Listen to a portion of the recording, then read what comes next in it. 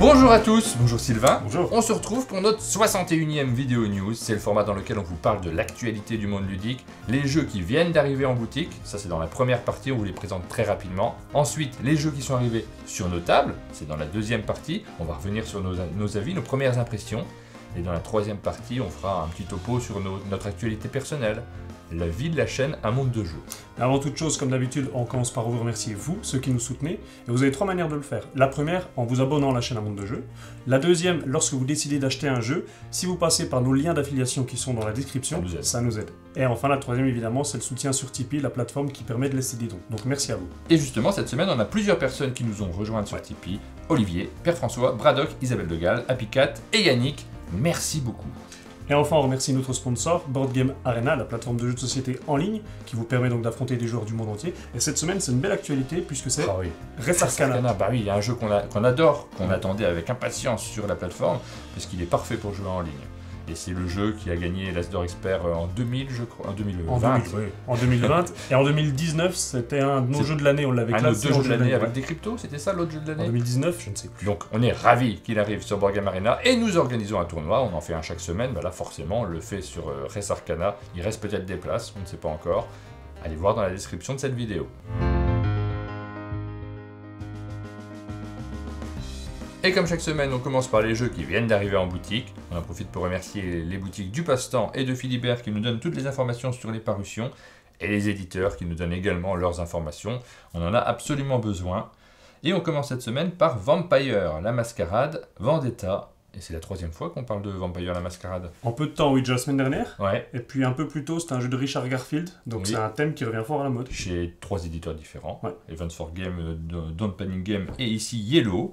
Donc c'est un jeu qui nous propose de choisir un clan, une famille. On va jouer avec du bluff, de la stratégie, avec un jeu de cartes asymétrique. On est vraiment dans cet univers qui a été développé en jeu de rôle et qui se prolonge donc maintenant chez Yellow. On ne connaît pas encore ce jeu. Je viens même seulement de découvrir aujourd'hui même qu'il sortait cette semaine. Donc peut-être qu'on aura l'occasion d'y jouer et peut-être qu'on vous en reparlera dans une prochaine vidéo. Et on continue avec Visit Royale qui sort chez Yellow. C'est un jeu pour 2 joueurs, c'est un jeu de tir à la corde. Donc on va jouer avec des cartes, on va avoir un plateau avec le roi au centre, et on va devoir essayer avec des cartes de le faire arriver dans son château. Donc c'est un jeu qui vient tout juste de sortir, mais que nous avons tout juste reçu. On n'a pas eu le temps d'y jouer encore pour cette vidéo news, on est un petit peu à la bourre.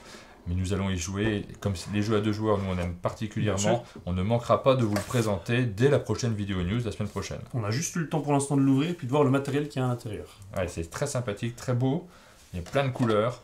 J'ai vraiment super hâte d'y jouer. On finit cette vidéo news. On y joue. On en parle la semaine prochaine. Chez Hasbro, nous avons un jeu de plateau coopératif, Donjons et Dragons, l'aventure commence. C'est une entrée dans l'univers de Donjons et Dragons. Les joueurs vont pouvoir le découvrir à partir de 10 ans, à travers cette boîte d'initiation. Et donc, c'est un jeu de plateau, hein, quand même. Parce que normalement, c'est un jeu de rôle, Donjons et Dragons, à la base. Ouais. Bon, il y a plein de choses autour de cet univers-là. Mais ici, on va avoir le rôle du maître du donjon qui va tourner autour de la table. On va pouvoir s'initier. Évidemment, nous n'y avons pas encore joué, on n'a pas la boîte, on ne vous la montre pas. On vous informe de cette sortie. Pour les fans de l'univers qui ont des enfants qui ont envie de s'initier, ça peut valoir la peine, mais je n'ai pas plus d'informations. Du côté des extensions, on va commencer par celle de Villainous, Cruellement Infect. Donc on rappelle que c'est un jeu de cartes dans lequel on incarnait les différents méchants de Disney. Et c'est notre vidéo la plus vue sur la chaîne. Oui, c'est vrai, elle a dépassé les 40 000. Ouais, la première vidéo qu'on a réalisée dans laquelle on explique et on joue à un jeu avec plein d'incrustations. 40 000 vues, donc voilà, elle continue à progresser alors qu'on ne fait rien du tout pour la mettre en avant. Donc on est assez content. Et donc dans cette nouvelle extension, vous pourrez soit incarner Cruella d'Enfer, des Sangs dalmatiens, le Captain Pete de Steamboat Willie, je connais pas, et la mère Gothel de Réponse. Steamboat Willie, c'est la première fois qu'il y avait le personnage de Mickey. Ah ouais, si, mais je connais, je l'ai revu à la télé il y a pas longtemps. Oh, comme ça a vieilli. Escape Kids, donc ça c'est une gamme de jeux d'escape game pour enfants. Et il y a 2 nouveaux volumes qui sortent, c'est publié par Fleurus, ce sont des livres-jeux en réalité. Nous avons Échappe-toi du royaume des bonbons et Pars en mission avec tes jouets. On ne vous cache pas qu'on n'y a pas joué, on ne les connaît pas spécifiquement, mais si vous avez des enfants qui ont envie de se lancer dans une escape game avec un livre, ça sort cette semaine, vous pouvez compléter votre collection. Mais à quel moment tu auras envie de t'échapper du royaume des bonbons? C'est bizarre comme... Oh, quand même, tu peux attraper une maladie. C'est vrai. Des caries. Ah là là.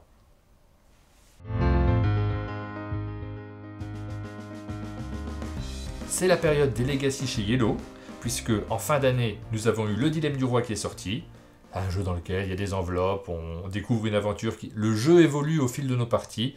Et en début d'année, nous avons My City qui sort et qui adopte également ce principe. Le Dilemme du Roi, c'était un jeu très narratif, avec une mécanique ultra simple. My City, c'est un jeu avec une mécanique ultra simple, mais beaucoup moins narratif. C'est mécanique, voilà. Le Dilemme du Roi, c'est vraiment juste une ambiance autour de la table où on va faire des dilemmes, on va essayer de débattre un petit peu entre joueurs. Ça joue vraiment beaucoup à l'ambiance. Là, on a limite ce côté, on est un petit peu chacun dans notre coin au niveau de la mécanique. On va déjà vous parler de ça. Et ensuite, on vous parlera un petit peu, sans vous spoiler, de l'aspect Legacy. Alors, juste avant, on est en début de partie. Donc, en fait, cette présentation du jeu, elle sera en 2 parties, justement. Aujourd'hui, on vous évoque les grandes mécaniques du jeu, on vous dit si ça nous plaît. Au bout de 4 parties, on a joué 4 fois. Et on reviendra dans quelques vidéos news quand on aura fait les 24 parties. On fera un petit bilan. On va faire comme ça. Petit indice, on a joué 4 parties. Et on fera les 24. On s'est forcé à arrêter. On s'est forcé à arrêter parce qu'on a vu l'heure, on a encore pas mal de boulot de tournage à faire. Mais c'est vraiment, on a vraiment envie de continuer en fait. Parce que les parties se jouent très vite. On a envie de continuer pour découvrir les autres enveloppes, le reste du matériel. Et petit aparté, le Dilemme du Roi, vous l'avez vu, on ne vous l'a pas présenté dans nos vidéos news. On est en cours de campagne, mais pour l'instant, il faudra qu'on discute avec les gens qui sont complètement emballés par le jeu, parce que nous, nos parties sont extrêmement courtes à chaque fois, et il ne se passe pas grand-chose. Ça tombe à plat, en fait. Ben oui, c'est un truc qu'on n'a pas, mais c'est très très narratif, et je pense qu'on ne discute pas assez autour de la table, donc il ne se passe pas grand-chose, donc on n'en a pas fait des tonnes. Dans ces cas-là, on se concentre sur les jeux qu'on a le plus envie de vous présenter à chaque fois. On nous pose souvent la question, ben voilà, c'est un exemple de jeu qu'on ne présente pas pour des raisons qui nous sont personnelles. Donc là, pour revenir à My City, ce qu'on va faire, c'est qu'on va vous expliquer la mécanique. Vous allez voir, c'est très très simple. Vous voyez que sur le plateau, il y a certains petits autocollants. Vous inquiétez pas, c'est pas du spoil. Parce que là, on est vraiment au début dans la première enveloppe. Voilà. On l'a dès le début de la partie. On sait qu'on va avoir ces autocollants, donc aucune surprise. On vous aurait pas montré le plateau, évidemment, si on était beaucoup plus avancé dans le jeu. Donc comment ça marche? C'est très très simple. On a chacun un plateau sur lequel on va construire notre ville. On a tous des petites tuiles, donc type Tetris. Et on a un paquet de cartes commun. On retourne la première carte qui nous indique une figure. On tourne la figure. Et on la place sur le plateau. La première, elle doit être adjacente à une rivière. Les suivantes, elles devront être adjacentes à une autre tuile déjà posée. C'est ça. Et mécaniquement, c'est aussi simple que ça. On retourne une seconde tuile. On la place également adjacente, comme tu disais. Et on va continuer comme ça au maximum. On n'est pas rentré dans les détails, mais vous avez compris l'essentiel du jeu. À la fin du jeu, on marquera des points pour chaque arbre qui seront présents. Ouais. Donc il faut en laisser visible le plus possible. On enlèvera des points pour chaque pierre qui sont encore visibles et on enlèvera un point pour chaque zone de prairie qui sont encore visibles. Ben, c'est un puzzle.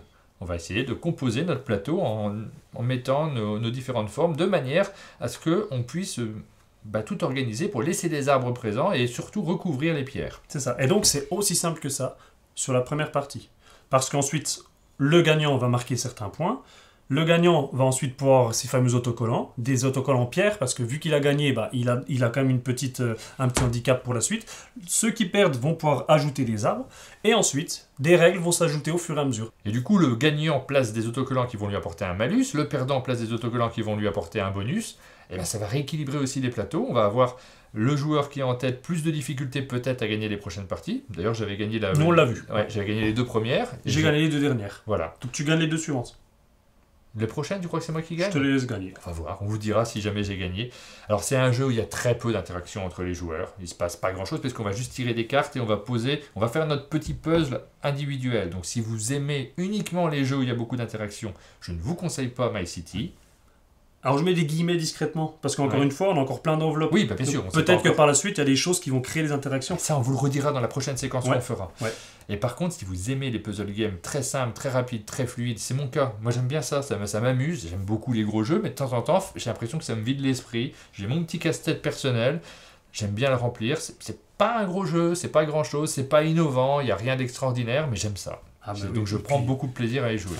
Je veux dire ça, je trouve ça génial. Et dernier petit détail, si vous jouez avec des gens, vous avez ce jeu-là, vous jouez avec des gens mais vous faites qu'une seule partie, vous avez au verso un autre plateau qui va permettre de faire des parties sans avoir besoin de ce système d'enveloppe. Donc là, vous avez vraiment le jeu qui n'est pas en mode legacy. C'est un petit détail, mais c'est sympa parce que parfois on a des jeux, une fois qu'ils sont terminés, tout le plateau est raturé, on va le jeter. Là, c'est pas le cas. Là, vous pourrez y jouer même quand vous aurez fini les 24 parties du mode legacy. Vous avez envie de découvrir un jeu legacy simple, efficace. Je vous le conseille plutôt. My City est un jeu qui rentre dans ma ludothèque. Moi complètement également, c'est un coup de cœur. C'est un coup de cœur.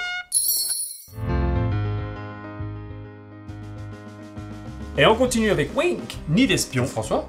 Oui. Super imitation, bravo. Viens à la maison. Non, c'est bon, on est sur Wink. un jeu de Fred Krawinkel, édité par Leteia.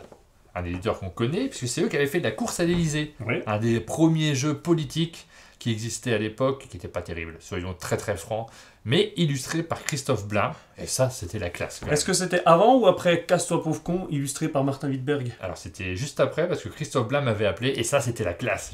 C'est un super grand dessinateur de bande dessinée, il m'avait passé un coup de fil pour ne pas avoir de conseils, parce que j'avais rien à lui dire, mais j'étais content de l'avoir au téléphone. Chouette, vous avez parlé de tout et de rien du coup? Bah il voulait des conseils, mais on est sur Wink. C'est vrai, Wink. Alors, dans Wink, vous allez poser des cartes sur la table. Elles sont bien les générations Claude François, Chirac, ouh. Ah, t'as reconnu T'as reconnu mon imitation. Je connais tes imitations, t'en as 2. Bientôt, on va faire Julien Clerc. Non, il me faut une musique. Donc, on pose des cartes sur la table dans Wink et on va avoir des cartes qu'on va distribuer entre les joueurs. Et c'est les mêmes cartes qui sont sur la table que l'on va avoir en main. Et le principe du jeu, ça va être très compliqué de vous le montrer dans cette vidéo. C'est simplement de poser son marqueur sur une carte que l'on ne possède pas en main.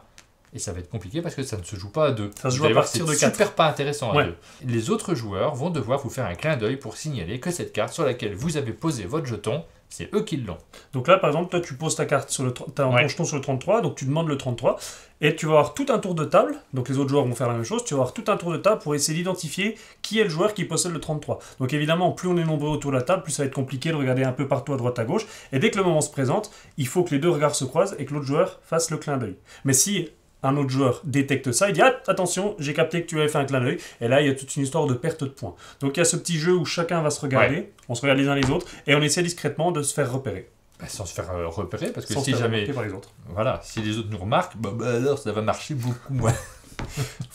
Bah si, parce qu'on va pas marquer le point. 3 imitations. Ah, merci. Mais je l'ai pas fini celle-là, j'ai pas vrai. osé aller au bout. Calme-toi, oui. Oui. Mes chaussures, c'est ça? Je sais pas imiter. Mes chaussures. C'est pas ça, mon vélo, mon vélo. Ah oui, bravo. Hein.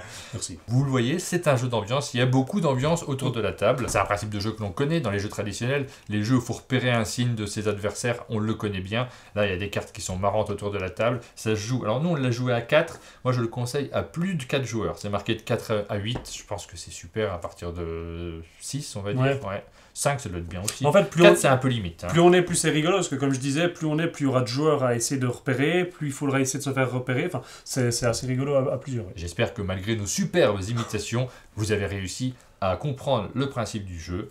Mesdames et messieurs, Wink, c'est un excellent jeu de société, d'ambiance, très simple à expliquer et que les gamins aiment beaucoup. J'insiste dessus parce que moi je ne veux pas le mettre dans ma bibliothèque, c'est pas tout à fait mon type de jeu. J'ai pris plaisir à y jouer, j'ai surtout pris plaisir à y jouer parce que ta fille était, voilà, on a joué avec ma fille et elle était à fond. Se faire des clins d'œil, regarder les autres et s'esclaffer entre chaque tour, c'est parfait pour elle. Donc, il y avait aussi Aline autour de la table, j'ai trouvé très bien. Elle ne sait pas faire les clins d'œil. Et à chaque fois qu'on la regardait, elle nous engueulait. Mais arrêtez de me regarder! Mais c'est le jeu! Non, il y a une très bonne ambiance autour de la table. Tu vois, je le mets pas, mais en fait, c'est dans les bibliothèques familiales. Ça fait partie. C'est pas mon type de jeu. Donc voilà. nous, quand on met un jeu dans notre bibliothèque, c'est pour dire qu'il rentre dans notre catégorie de jeu. C'est pas pour dire qu'il est bon ou mauvais. Certainement pas. On n'est pas prétentieux à ce point-là. Mais par contre, si vous appréciez les jeux d'ambiance, les jeux dans lesquels on se fait un clin d'œil, c'est Wink. Gérard Depardieu. Ah oui, ok. Moi, j'en ai une dernière. Bonjour, c'est Chantal là-dessous. Claire Chazal.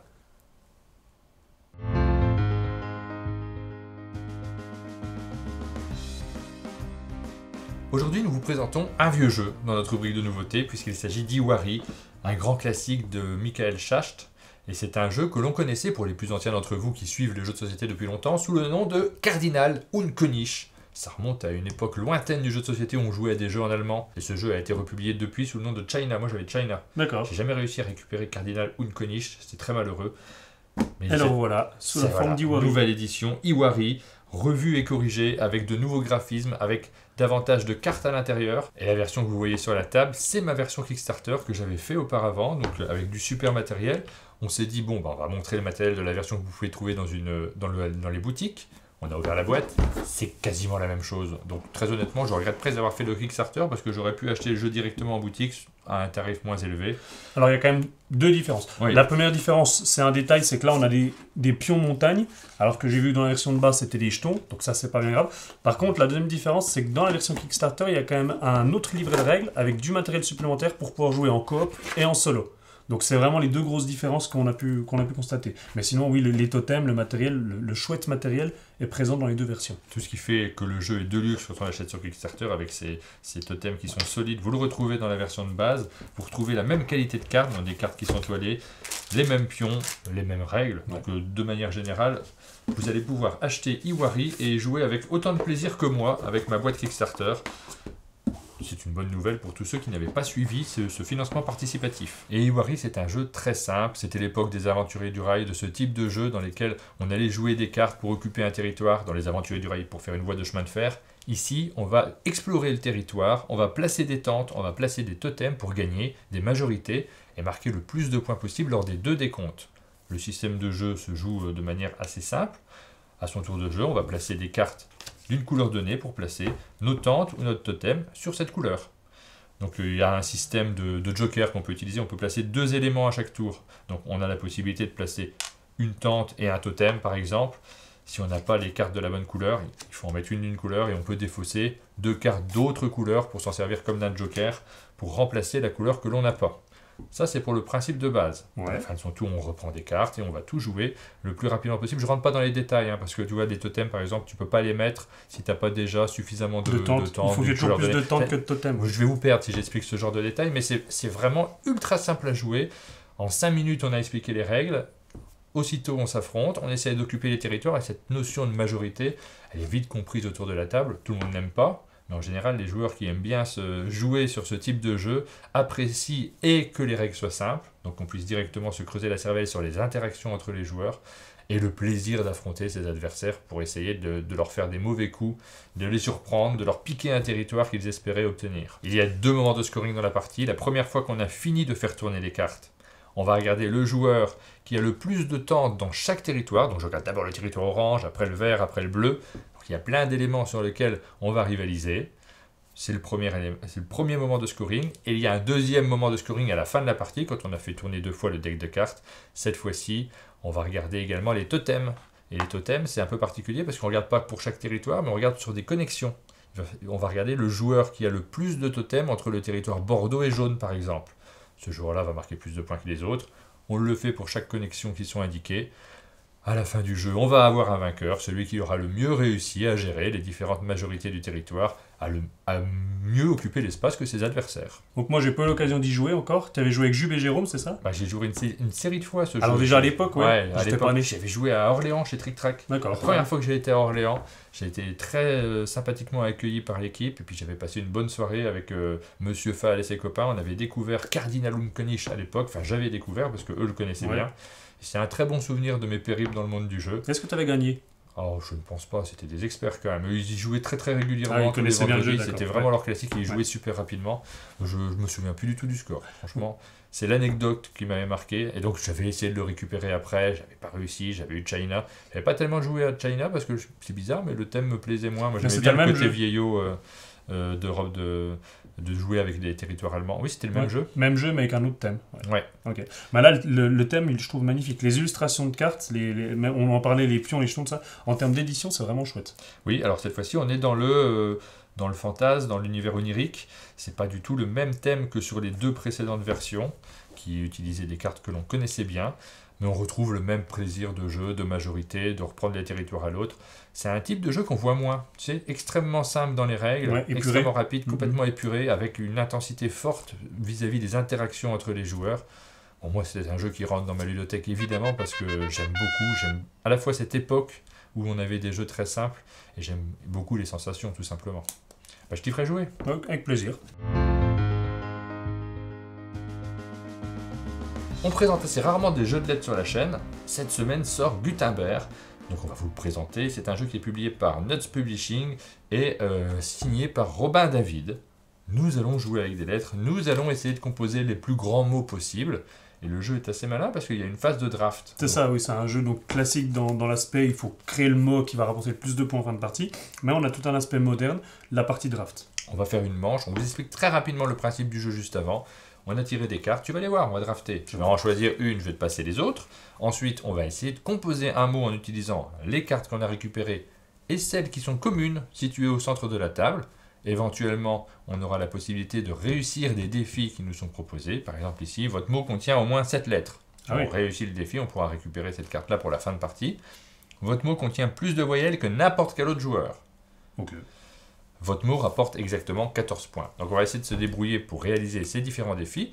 Et ensuite, on fera 4 manches comme ça. La 5e manche est un petit peu différente. Ouais, parce qu'à l'issue de chacune des manches, le joueur qui aura le plus de points avec son mot va gagner un peu plus de lettres que les autres joueurs. Par exemple, si on joue à 2, moi j'ai le mot le plus grand, je vais choisir 2 lettres. Je vais prendre B et U. Je les mets de côté. Que tu garderas pour la fin de la partie. Moi j'en choisis une. Et dans la 5e manche, nous allons essayer de composer le plus grand mot possible à partir des cartes qu'on a récupérées. Tout au long de la partie. Et des cartes communes qui seront là lors de la dernière manche. Celui qui gagne la dernière manche gagne la partie. Donc c'est un jeu qu'on explique super rapidement, on vient de vous l'expliquer.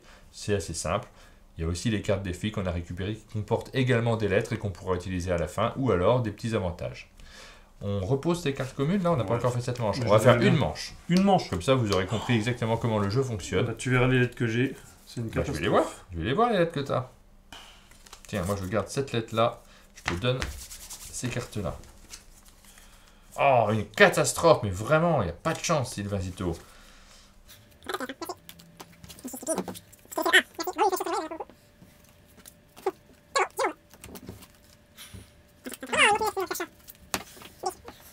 Et bien voilà, on a récupéré nos lettres, donc on n'a plus qu'à composer nos mots. On va les poser sur la table, comme ça les gens qui nous regardent peuvent essayer de composer le meilleur mot possible. On n'est pas excellent en jeu de lettres, vous allez trouver beaucoup plus facilement que nous, je pense. Moi j'aime bien les jeux de lettres, j'aime beaucoup les jeux de lettres, mais il y a un aspect que j'aime pas trop dans les jeux de lettres, c'est réfléchir pendant des heures. Et ça, très souvent, je cède avant parce que j'ai envie de passer à autre chose. Tu m'as dit en off que tu aimerais bien ce genre de jeu à sablier. Oui. Genre Scrabble avec sablier. Ou... Ah, et c'est ça, parce que la longue phase où mon adversaire réfléchit pendant longtemps, je m'ennuie, puis finalement, du coup, je fais moins de jeux de lettres à cause de ça. Mais par contre, avec un temps à partie, j'aime bien. Mais écoute, tu m'as convaincu, je pense que je pourrais avoir un mot avec toutes les lettres, mais je vais pas trop réfléchir. Je vais faire un mot de 3 lettres. Et moi j'ai parlé là, donc j'ai pas du tout réfléchi. Et ben voilà, c'est dommage. Avec un peu de chance, j'aurai quand même plus de points que toi, parce que c'est quand même des lettres qui rapportent pas mal de points. Alors ce qu'on peut faire, c'est utiliser plusieurs fois une lettre, si c'est dans une consonne double. Bon là, j'ai pas le cas de figure, mais si parfois tu as 2 N... Par exemple, si tu as un Z et un O, tu peux doubler le O pour faire un zoo. Voilà, c'est ça. Et par contre, tu ne peux pas utiliser plusieurs fois une lettre à différents endroits dans le mot. Donc voilà, j'ai aucune idée, moi. Tu veux un coup de main? Ah non. Non, j'ai pas d'idée du tout. Moi, je vais rester sur cuir. Donc j'utilise 4 lettres, c'est quand même pas mal, hein. C, U, I, R. Ça te fait 3, 6, 7, 8, 9. Ouais. Moi j'ai fait 4. Il y avait mieux, c'est sûr qu'il y avait mieux. Moi j'ai seulement 8. Donc tu gagnes. Ah, je gagne. Bah oui. Incroyable. Et en plus, tu utilises plus de voyelles que moi. Donc tu vas gagner. Votre mot contient plus de voyelles que n'importe quel autre joueur. Donc en plus, tu gagnes un défi. Donc voilà. Donc j'aurais récupéré des cartes qui m'auraient servi lors de la 5e manche. Je suis pas très fier du mot que j'ai composé. Si vous avez trouvé mieux, marquez-le dans les commentaires. C'est vrai. On a quand même pas des superbes lettres.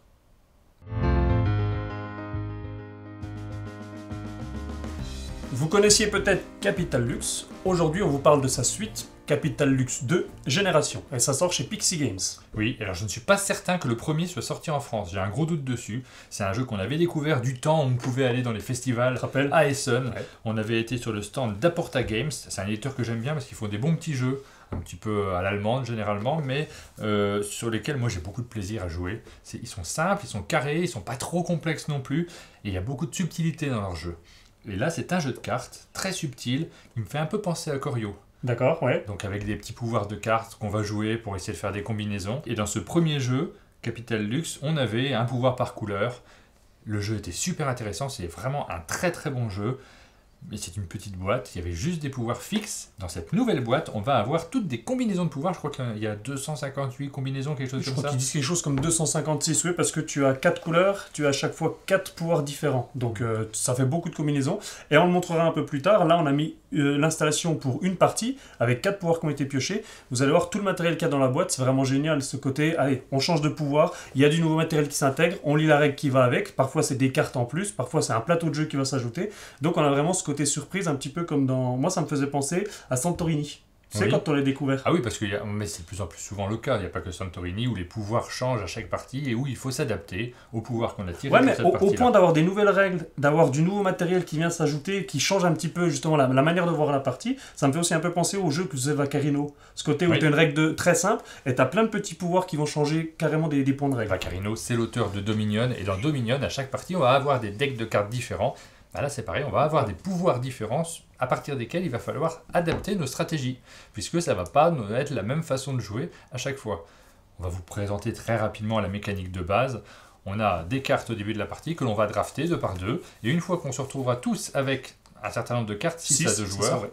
on va pouvoir poser nos cartes à son tour, soit au milieu de la table, sur les cartes qui ne nous appartiennent pas, soit devant soi, sur notre plateau individuel. Cette fois-ci, les cartes vont nous appartenir, mais à la fin de chacune des 3 manches, si jamais la valeur cumulée de nos cartes est supérieure à celle qui est au milieu, on va toutes les perdre.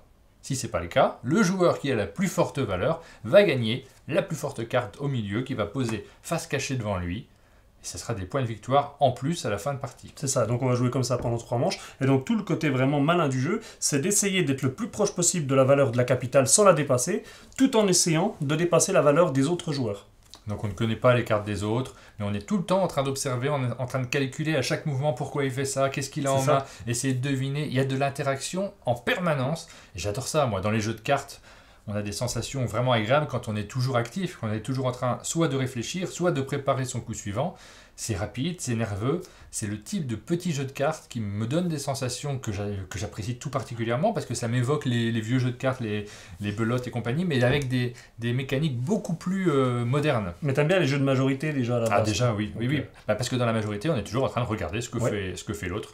Si vous aimez les jeux de majorité, il y a des chances que vous appréciez également Capital Lux 2. Alors, je ne sais pas si le premier a été disponible en France. De toute façon, vous n'avez plus besoin d'acheter le premier, puisque toutes les règles sont à l'intérieur du second. Donc, aucun intérêt à prendre ce jeu-là.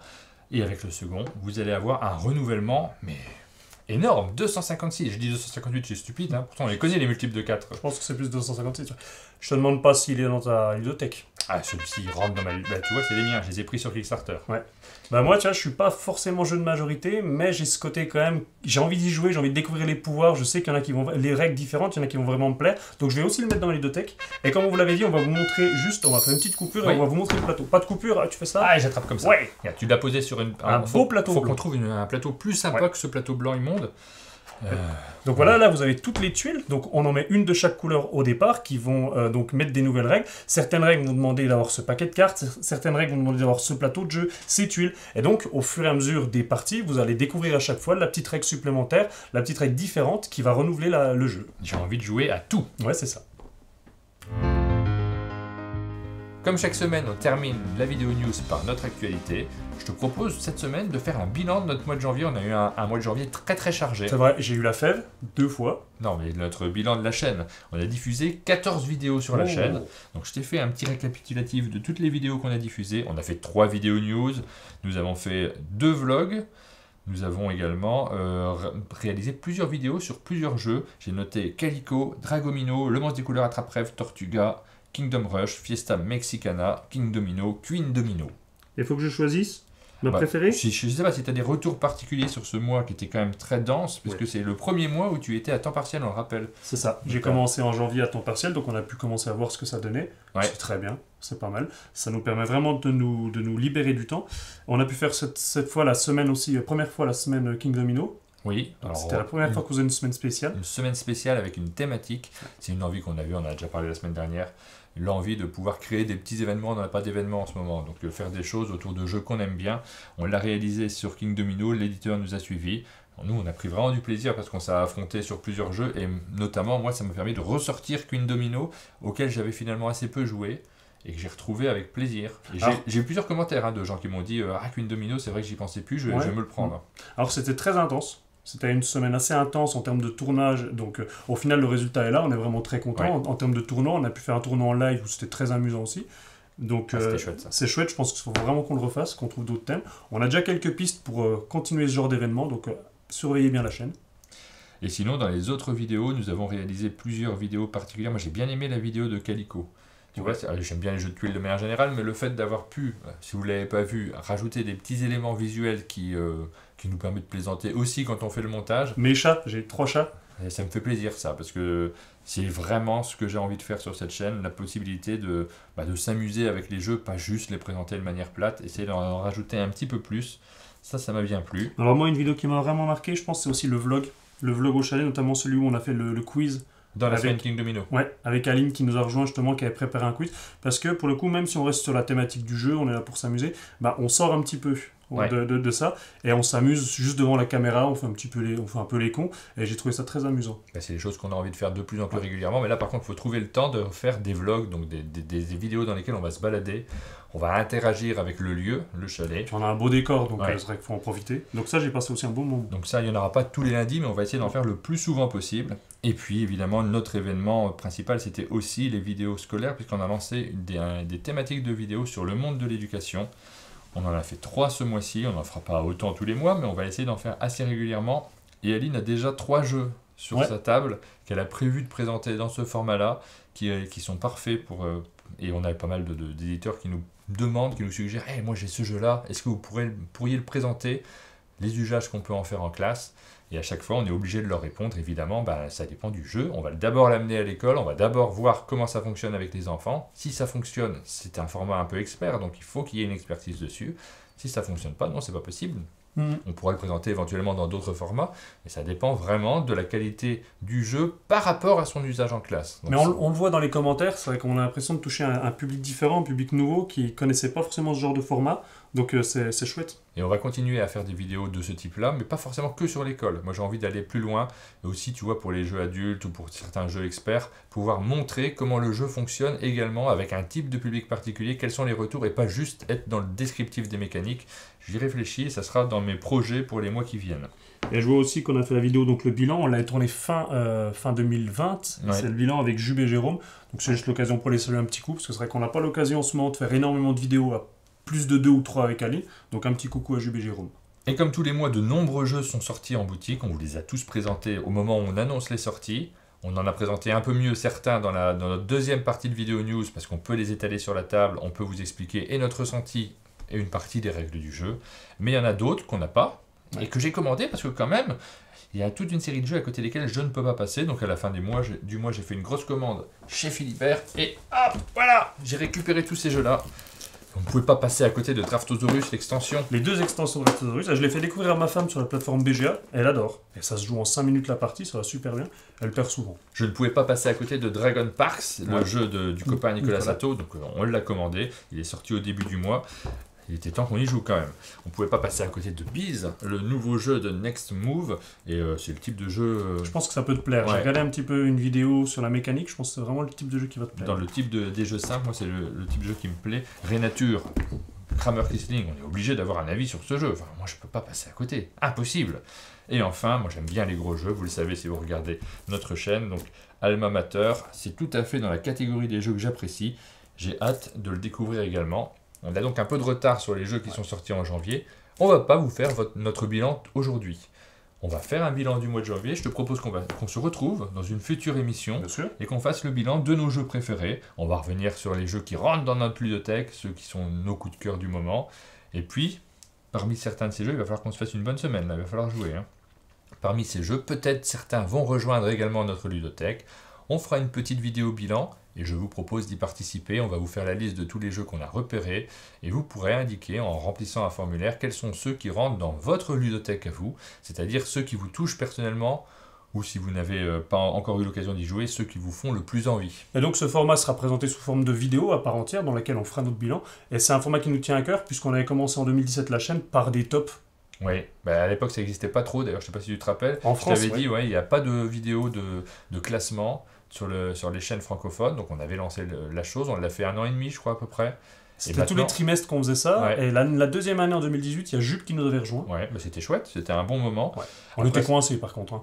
J'ai revu la première. On recommençait. Et maintenant il y en a beaucoup Mais bon, nous, malgré tout, on a envie de revenir et on aime bien ce retour sur des jeux qui sont sortis il y a très peu de temps finalement et sur lesquels vous avez un avis parce que vous suivez également le monde du jeu. Si vous suivez notre chaîne, vous les avez tous vus. Donc vous pouvez également citer les jeux que vous préférez. On va faire un grand bilan, on va parler de nos jeux préférés, on va parler de vos jeux préférés et ça sera l'occasion de mettre en avant notre passion. Et on arrive à la fin de cette vidéo, on vous donne rendez-vous donc la semaine prochaine pour de nouvelles vidéos news, mais même avant, hein, pour d'autres formats qu'on va faire très probablement, mais je ne sais pas encore dans quel ordre. Ce week-end, je monte. Bravo. Tu montes où? Pardon. Ça, tu as des POG. Tu te rappelles des POG? Oui, mais j'ai reçu ça dans ma commande. J'avais pas commandé de POG, mais il y avait ça dans ma commande, donc je suis très content. Je savais pas que ça existait encore. Ça me rappelle le primaire et une anecdote inintéressante. J'avais un sac banane rempli de POG, j'étais tout content. Et un midi, donc on devait aller, on prend le bus pour aller manger à la cantine, c'était ailleurs, mais ça c'est pas intéressant. Et je perds ma sac. Une anecdote inintéressante dans l'anecdote inintéressante. Ouais, j'essaie. Et je perds mon sac banane. Et donc après, on rentre à l'école et je dis à la maîtresse, tout triste, maîtresse, j'ai perdu ma banane. Elle dit, mais c'est pas grave, c'est une banane. En fait, je pense qu'elle pensait aux fruits. Donc du coup, aujourd'hui, j'ai encore mon sac banane qui traîne quelque part. Donc si vous le retrouvez, n'hésitez pas à me le renvoyer. Et il y a Philippe Catherine qui a fait une chanson sur cette anecdote, tu vois. Elle est inintéressante, mais ça inspire les chanteurs. Sur quelle anecdote? La mienne, personnellement? Oui. Ah, je suis content. Comme d'habitude, si cette vidéo vous a plu, n'hésitez pas à mettre un j'aime, des commentaires. Abonnez-vous à la chaîne Un Monde de Jeu pour ne rien louper de notre actualité. Et on vous dit à bientôt.